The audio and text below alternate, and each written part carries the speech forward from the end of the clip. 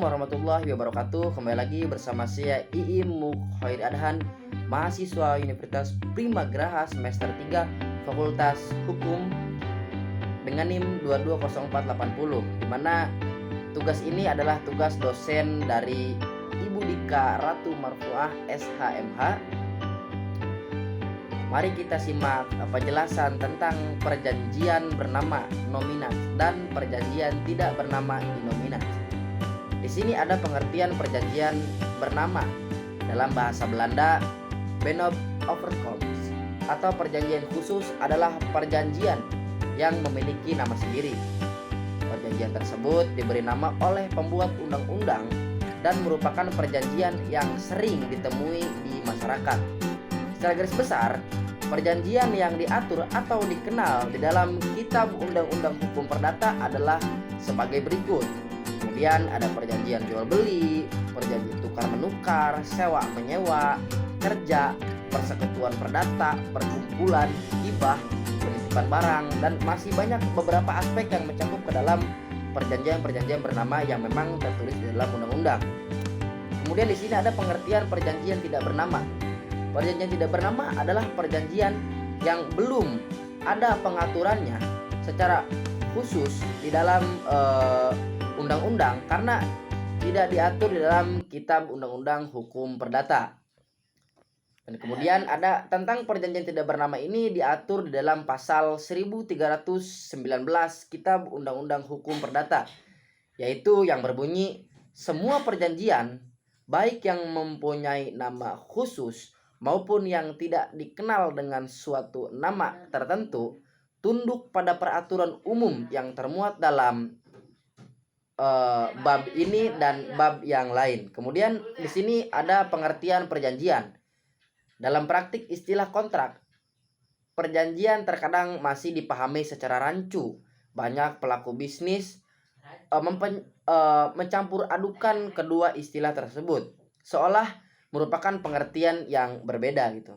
Hal ini jelas dapat disimak dari judul buku 3 titel kedua tentang perikatan-perikatan yang lahir dari kontrak atau perjanjian, yang dalam bahasa aslinya atau bahasa Belanda yaitu Van Verbinstens die Contract of Overeenkomst Geboortsweten. Pengertian ini juga didukung didukung pendapat banyak gitu dari para sarjana gitu, antara lain dari Job Hans, Neuhuis, Hoffman, J. Satrio. Nah, di sini Profesor Subekti ini mempunyai pendapat yang berbeda dengan istilah perjanjian persetujuan dengan kontrak gitu. Menurut Profesor Subekti, istilah kontrak mempunyai pengertian lebih sempit karena ditujukan kepada perjanjian atau persetujuan yang tertulis. Sedangkan sarjana lain tidak memberikan pembedaan antara kontrak dan perjanjian. Namun, pembedaan pengertian kontrak dengan Convention-Fetch disebut Convention-Fetch, yaitu perjanjian di mana dua orang atau lebih menciptakan penghapusan offhand atau mengubah witgen perikatan. Sedangkan kontrak adalah perjanjian yang mengharapkan terlaksananya perikatan. Melalui kontrak, terciptalah perikatan atau hubungan hukum yang menimbulkan hak dan kewajiban masing-masing pihak yang membuat kontrak tersebut. Kemudian, suatu perjanjian, suatu peristiwa di mana seorang berjanji kepada seorang lain untuk di mana dua orang itu saling berjanji untuk melaksanakan suatu hal. Sebagai perwujudan tertulis dari perjanjian, kontrak adalah salah satu dari dua dasar hukum yang selain undang-undang. Lihat Kitab Undang-Undang Hukum Perdata pasal 1233 yang dapat menimbulkan perikatan. Perikatan adalah suatu keadaan hukum yang mengikat suatu atau lebih subjek hukum dengan kewajiban-kewajiban yang berkaitan suatu nama lain. Nah, di sini ada dalam Kitab Undang-Undang Hukum Perdata, Subekti dan Tipco Sudbyo digunakan istilah perikatan untuk Van Benis dan perjanjian untuk Overeenkomst. Kemudian ada Utrecht dalam bukunya Penghantar Hukum Indonesia menggunakan istilah perhutang untuk verbentis, dan perjanjian untuk overcomes.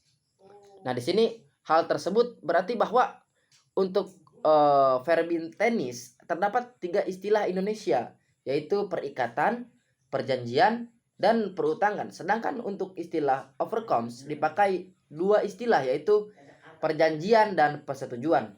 Pasal 1313 ayat 1 Kitab Undang-Undang Hukum Perdata menyebutkan bahwa perjanjian adalah suatu perbuatan dengan mana satu orang atau lebih mengikatkan dirinya terhadap satu orang lain atau lebih. Dari pasal 1313 ayat 1 Kitab Undang-Undang Hukum Perdata dapat diketahui bahwa suatu perjanjian adalah suatu peristiwa di mana seorang berjanji kepada orang lain untuk di mana 2 orang atau lebih saling berjanji untuk melaksanakan suatu hal. Nah, kemudian dapat kita simpulkan bahwasannya perjanjian innominas dan nominats itu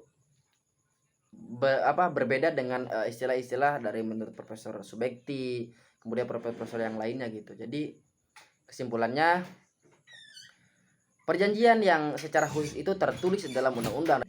Cukup sekian penjelasan dari saya. Kurang lebihnya mohon maaf. Wassalamualaikum warahmatullahi wabarakatuh.